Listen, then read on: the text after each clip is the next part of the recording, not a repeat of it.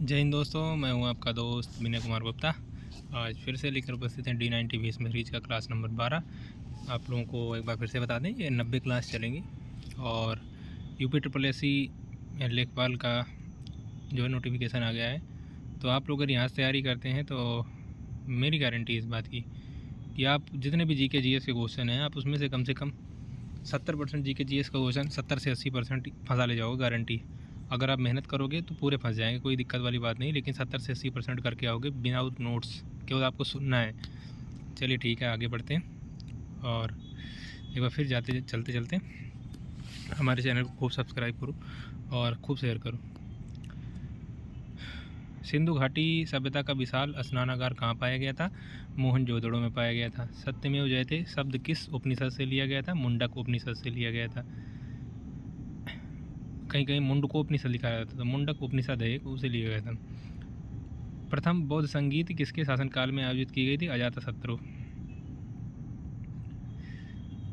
4 बौद्ध संगीत हुई थी, किसके शासनकाल में हुई थी? सबसे पहली अजातशत्रु, दूसरी कालाशोक, मैं बता देता हूँ पूरा।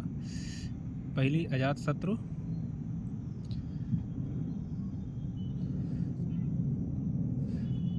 और दूसरी कालाशोक में हुई थी, कालाशोक के शासनकाल में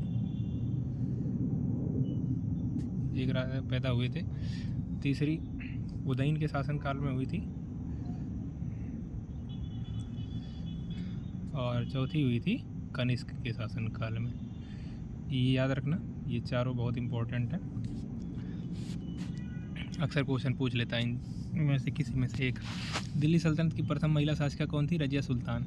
दीन इलाही धर्म का शुरुआत किस मुगल शासक ने किया था? अकबर ने किया था। पानीपत का प्रथम युद्ध 1526 किसके बीच लड़ा गया था? बाबर और इब्राहिम लोदी के बीच में। बाबर ने 4 युद्ध लड़े थे। 1526 में लड़े थे, 1527 में, 28 में, 29 में, 30 में उसकी डेथ हो गई थी। आप लोग कमेंट करके बताओगे कौन कौन सा युद्ध लड़ा था। 1527 में किसके बीच में हुआ था? 28 में किसके बीच में? 29 में किसके बीच में हुआ था? भारतीय राष्ट्रीय कांग्रेस के प्रथम अध्यक्ष कौन थे? व्योमेश चंद्र बनर्जी। ये याद रखना, पहले अध्यक्ष यही थे, प्रथम अध्यक्ष। और स्थापना किसने की थी? अलेक्जेंडर ऑक्टोवियन ह्यूम कहते हैं। स्वराज मेरा जन्म सिद्ध अधिकार है और मैं इसे लेकर रहूंगा, यह नारा किसने दिया था? बाल गंगाधर तिलक ने दिया था। 1857 के विद्रोह के समय भारत का गवर्नर जनरल कौन था? Lord Canning. भारत की मुख्य भूमि का दक्षिणतम बिंदु कौन सा है? Kanyakumari, Cape Comorin. ये संपूर्ण भारत का दक्षिणतम पूछा जाए तो इंदिरा पॉइंट, मैंने इसको नोट में लिख दिया है, ध्यान दें कि वो उसमें, ठीक है। अंडमान निकोबार का इंदिरा पॉइंट है। और मुख्य भूमि का पूछा जाए तो कन्याकुमारी, केप कोमोरिन। भारत में किस राज्य की तटरेखा सबसे लंबी है? गुजरात की है। दूसरे पे आंध्र प्रदेश है। हिमालय की नदियाँ और प्रायद्वीपीय नदियों में मुख्य अंतर क्या होता है? हिमालयी नदियाँ सदाबहार होती हैं, ग्लेशियर से पानी निकलता है, जबकि प्रायद्वीपीय नदियाँ मुख्य रूप से वर्षा पर आधारित होती हैं। देखो, इतनी इंपॉर्टेंट जानकारियाँ किसी के चैनल पे जाओगे, आप कोर्स खरीदोगे, ये नहीं मिलेगा, गारंटी है। इस प्रकार से वही कथा पढ़ते रह जाओगे, कहीं सिलेक्शन होगा नहीं। अगर सिलेक्शन लेना है तो एकदम बुलेट पॉइंट की तरह हिट करो। मैंने 4 नौकरियाँ निकाल रखी हैं, वैसे ही नहीं निकल गई हैं कि ऐसे ही कथा पढ़ते। मैंने सच बता रहा हूँ, मैंने किसी से कोर्स नहीं लिया है। मैं बताऊँगा आप लोगों को कहाँ से कोर्स लिया, लेकिन मैंने कहाँ से देखा किस चीज़ को। मैंने कोर्स लिया था कैरियर बिल से इंग्लिश के लिए, और खान GS से लिया था पॉलिटिकल। लेकिन मेरी ट्रेनिंग हो रही थी उसी टाइम पे सीसीपुर में, तो नेटवर्क बाधित कर दिया गया था। आप लोगों को पता ही होगा, आप सर्च कर लीजिएगा, नेटवर्क बंद कर दिया 2023 में, तो वो मैं देख नहीं पाया था। मैंने किताबें पढ़ी हैं, किताबों का नाम बता दूंगा कभी कभार बीच में, लेकिन पहले आप हमारे चैनल को सब्सक्राइब करो और लाइक करो और शेयर करो। विश्व की सबसे गहरी झील कौन सी है? बैकाल झील, रूस। पृथ्वी के समताप वायुमंडल के किस परत में ओजोन परत पाई जाती है? समताप मंडल। 2011 की जनगणना के अनुसार कुल जनसंख्या कितनी थी? लगभग 121.08 करोड़। आप लोग पूरा वीडियो नहीं देखते, पूरा वीडियो देखोगे तब मज़ा आएगा। ऐसे नहीं मज़ा आएगा कि थोड़ा सा देखा, नहीं बस फ़ोटो देख ली, बस नहीं देखना इसको, ऐसे नहीं। भारत का जनसंख्या घनत्व कितना है? 382 व्यक्ति प्रति वर्ग किलोमीटर। भारत में सबसे अधिक और सबसे कम जनसंख्या घनत्व वाला राज्य कौन सा है? सर्वाधिक बिहार में 1106, और न्यूनतम अरुणाचल प्रदेश 17। 2011 की जनगणना के अनुसार भारत का लिंग अनुपात क्या था? 943 प्रति 1000 पुरुषों पर महिलाएं। भारत के किस राज्य में लिंगानुपात सबसे अधिक है? केरल में 1084 है। किस केंद्र शासित प्रदेश पर लिंगानुपात सबसे कम है? दमन और दीव 618। ये याद रखना, ये यूपी एसआई में भी और यूपी पुलिस में भी पूछा जाता है, खूब पूछा जाता है। कोई भी ऐसा एग्जाम नहीं है जिससे यह छूता हो। नकारात्मक वृद्धि कहाँ हुई थी, कहाँ हुई है इस बार 2001 से लेकर 11 तक? नागालैंड भारत का एकमात्र ऐसा राज्य है जहाँ 2001 से 11 के दौरान जनसंख्या में कमी आई है।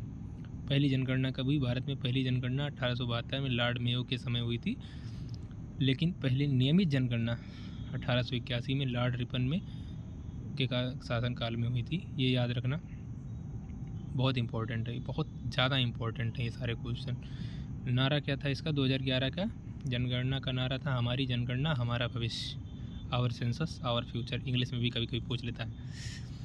भारतीय संविधान की प्रस्तावना में समाजवादी और धर्मनिरपेक्ष शब्द किस संविधान संशोधन द्वारा जोड़ा गया? यूपीएसआई वाले, यूपी पुलिस वाले एकदम समझ लो कि लेजर गाइडेड क्वेश्चन है। 42वां संविधान संशोधन अधिनियम 1976।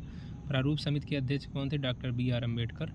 संविधान सभा ने राष्ट्रीय ध्वज को कब अपनाया था? 22 जुलाई 1947। किस अनुच्छेद का डॉक्टर अम्बेडकर ने संविधान की आत्मा और हृदय कहा था? अनुच्छेद 32 संवैधानिक उपचारों का अधिकार। शिक्षा का अधिकार किस अनुच्छेद के तहत एक मौलिक अधिकार है? अनुच्छेद 21A। वर्तमान में भारतीय संविधान में कितने मौलिक कर्तव्य हैं? 11। इन्हें 42वें और 86वें संविधान संशोधन द्वारा जोड़ा गया था, याद रखना। भारत के राष्ट्रपति का चुनाव किस पद्धति द्वारा किया जाता है? अनुपातिक प्रतिनिधित्व प्रणाली के अनुसार एकल संक्रमणीय मत द्वारा।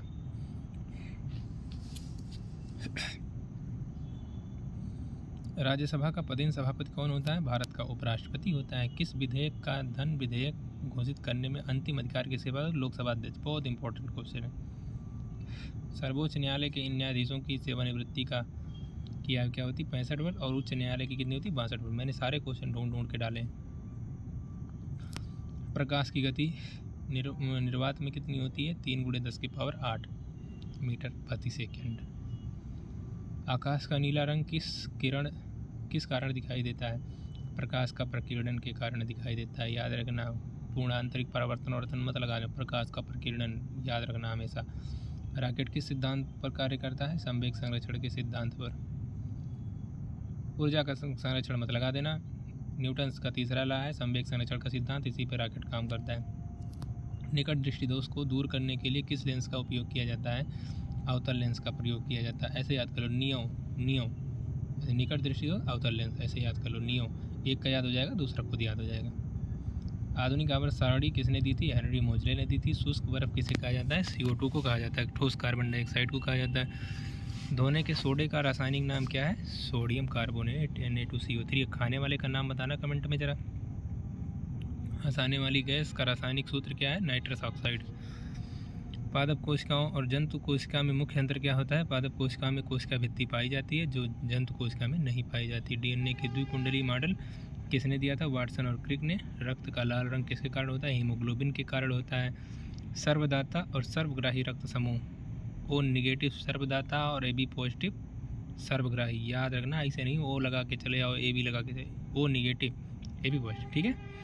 मानव शरीर की सबसे छोटी हड्डी कौन सी है? कहाँ पाई जाती है? स्टेप्स, यह कान में पाई जाती है। पेस मेकर का संबंध शरीर के किस अंग से? हृदय से है। कौन सा विटामिन जल में घुलनशील है? विटामिन B और C। BC याद कर लो, ऐसे बहुत बचपन से किए हो BC। ADEK कहाँ है? वसा में घुलनशील है। घेगा रोग किसकी कमी से होता है? ये सब जानते हैं, आयोडीन की कमी से, क्योंकि आयोडीन नमक सब खाते हैं, इसमें लिखा रहता है। थायराइड ग्रंथि को बढ़ाता है, इसमें बढ़ जाता है तो घेगा रोग हो जाता है। हड्डियों और दांतों के निर्माण के लिए मुख्य तत्व कौन सा है? कैल्शियम और फास्फोरस। तो ये थी आज की हमारी क्लास। आशा करता हूँ आप लोगों को अच्छी लगी होगी, और आप लोगों से यही रिक्वेस्ट है कि आप लोग वीडियो पूरा देखें, और अगर अच्छा लगे तो लाइक करें और चैनल को सब्सक्राइब करें। वीडियो को खूब शेयर करें। जितने भी स्टडी रिलेटेड ग्रुप हैं उसमें सब लोग शेयर करते रहो, ठीक है। फिर मिलेंगे कल, तब तक के लिए हंसते रहिए, मुस्कुराते रहिए। जय हिंद।